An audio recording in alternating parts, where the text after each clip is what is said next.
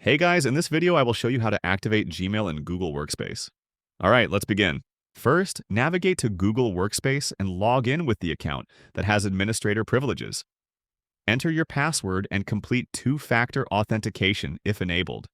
Once logged in, access the admin console, either via the Google Apps Launcher at the top right or by entering the URL directly. In the admin console, click on Apps, then select Google Workspace. Here you can manage all core services, including Gmail. Find Gmail in the list of services and open its settings. Look for the service status section, which shows whether Gmail is active for your organization. To activate Gmail, simply switch the status to On. This enables Gmail for all users under your Google Workspace account. Finally, click Save to apply your changes. This ensures Gmail is fully activated and accessible to your team.